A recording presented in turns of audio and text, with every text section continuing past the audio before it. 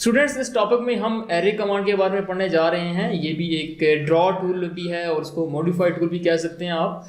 एक ऐसा टूल है जिसमें हम किसी स्पेसिफिक ऑब्जेक्ट को डिफरेंट नंबर ऑफ कॉपीज बनाना चाहें तो हम बना सकते हैं। जैसे कि इसकी 3 टाइप्स होती हैं एरे की, हम अभी जाके पढ़ेंगे।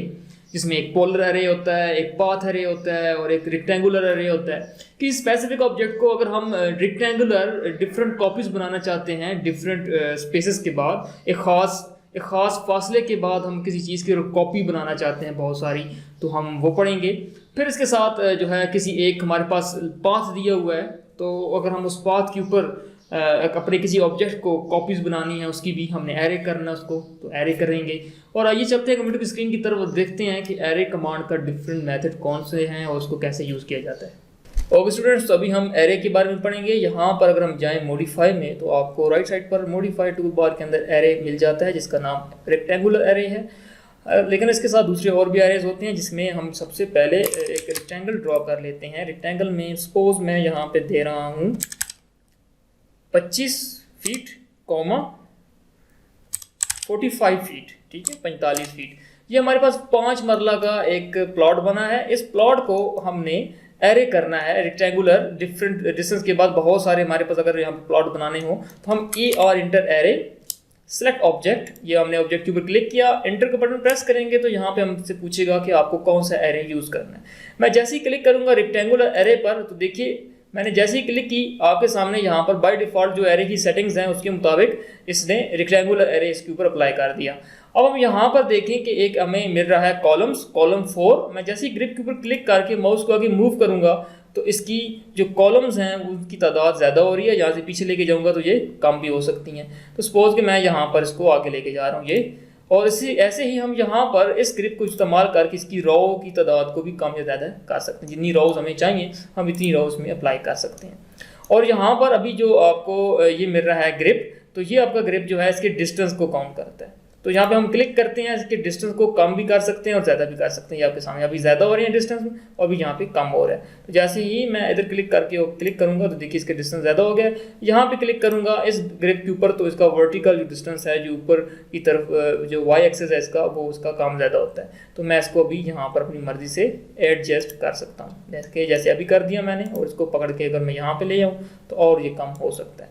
तो ये डिपेंड करता है। और यहाँ पे भी एक हमें ग्रिप दिया हुआ है जो कि इसका ओवरऑल जो रो एंड कॉलम दोनों चीज़ों को यहाँ से कम ज़्यादा करता है।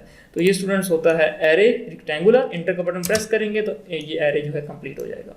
ऐसे ही हमें इसके साथ जो एरे है वो मिल रहा है दूसरा भी। जैसे कि फॉर एग्जांपल मैं यहाँ पर एक सर्कल ड्रॉ कर देता हूँ। ये सर्कल है और हम इसके ऊपर एरे अप्लाई करेंगे, ए और इंटर एरे, क्लिक इंटर, और यहाँ पे आ रहा है पाथ एरे। पाथ एरे के इस्तेमाल के लिए हमारे पास पाथ होना ज़रूरी है। सपोज मैं एल इंटर लाइन, और यहाँ पर मैं एक लाइन ड्रॉ कर देता हूँ। सपोज ये मैंने एक लाइन ड्रॉ कर दी, ठीक है, 300 फीट पे चले मैं ड्रॉ कर रहा हूँ। इसको मैं 300 फीट इंटर। ओके, तो मैं इस सर्कल को इस लाइन के ऊपर एरे करना चाहता हूँ। एल इंटर लाइन, ए और इंटर एरे, पाथ एरे, और इस ऑब्जेक्ट को सिलेक्ट करें, सॉरी इस पाथ को सिलेक्ट करें और जस्ट इंटर कर दें। देखिए आपके सामने ये एरे अप्लाई हो गया है। हम यहाँ पर इस ग्रिप को पकड़कर इसको जितना पीछे लेके जाएंगे इतना इसका डिस्टेंस कम होता जाएगा और क्वांटिटी इनकी जो है ऑब्जेक्ट्स की वो बढ़ती जाएगी। इसको जितना आगे लेके जाएंगे इतना ये कम हो जाएगा। लाइन छोटी है हमारी, तो इस वजह से यहाँ पे जो है वो कम आ रही है। इसको मैं इतना पीछे लेके जा रहा हूँ, ये देखिए अब इसकी तादाद बढ़ती जा रही है। तो ये होता है एरे कमांड, जिसमें हम किसी पाथ के ऊपर की स्पेसिफिक ऑब्जेक्ट को डिस्टेंस देकर या किसी स्पेसिफिक पाथ को देकर इसको एरे कर सकते हैं। तो ये अभी देखिए आपके सामने एरे हो रहा है। तो अभी हम यहाँ पर एक सर्कल ड्रॉ करते हैं, सी इंटर सर्कल। ये मैंने एक सर्कल ड्रॉ कर लिया और अब इसके साथ मुझे सपोज करें कि एक सर्कल और मैं चले ड्रॉ कर लेता हूँ। यहाँ पर ये मैंने छोटा सा सर्कल ड्रॉ किया, आप लाइन भी ड्रॉ कर सकते हैं। मैं जस्ट एक आपके लिए एग्जांपल बना रहा हूँ। ए और इंटर एरे, सिलेक्ट ऑब्जेक्ट, इस छोटे सर्कल को मैंने सिलेक्ट किया, इंटर का बटन प्रेस करेंगे। यहाँ पे आ रहा है पोलर एरे, पोलर पे क्लिक करें और कह रहा है specify the centre point of array. तो आपने यहाँ पे वो पॉइंट देना है जिस पॉइंट के गिर्द आपने उसको एरे करना है। तो मैं यहाँ पे इस पॉइंट के ऊपर क्लिक कर रहा हूँ। जैसे क्लिक किया देखिए आपके सामने यहाँ पर डिफरेंट जो है 4 से 5 इसने और मजीद सर्कल इसमें एरे में इसने बराबर फासले के साथ बना दिए। तो यहाँ पर अगर हम क्लिक करते हैं तो ये इसके डिस्टेंस को कम ज़्यादा कर रहा है, ये देख सकते हैं। तो इसके दरमियान जो एंगल है ये उनको जो है चेंज करता है। हम यहाँ पर अगर नीचे चले जाएं तो आपके सामने बहुत सारी आइटम्स और मिलते हैं, इसको आपने खुद एक्सप्लोर करना है कि यहाँ पे नीचे और क्या क्या है। जैसे कि यहाँ पे हम क्लिक करते हैं एटम्स पर, तो यहाँ पे एटम 6 हैं, तो मैं कर देता हूँ यहाँ पे सपोज एटम 15। जैसे 15 किया तो देखिए यहाँ पे स्क्रीन के ऊपर 15 एटम्स हो गए हैं। अगर मैं यहाँ पे क्लिक करता हूँ एंगल बिटवीन पे, तो 24 एंगल है इनके दरमियान। मैं लिखता हूँ नहीं मुझे चाहिए 30 डिग्री, तो जब मैंने 30 डिग्री किया तो तमाम जो एटम्स हैं उनके एरे के दरमियान जो डिस्टेंस है, जो एंगल है वो 30 डिग्री हो गया। तो ये जो नीचे सब कमांड्स आ रही हैं इनको आपने खुद एक्सप्लोर करना है, देखना है कि ये सब कमांड कैसे काम करती हैं। स्टूडेंट, इस टॉपिक में हमने एरे के बारे में पढ़ा, एरे की 3 टाइप्स पढ़ी।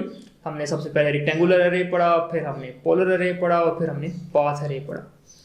सो thank you for being with us. अल्लाह हाफिज़।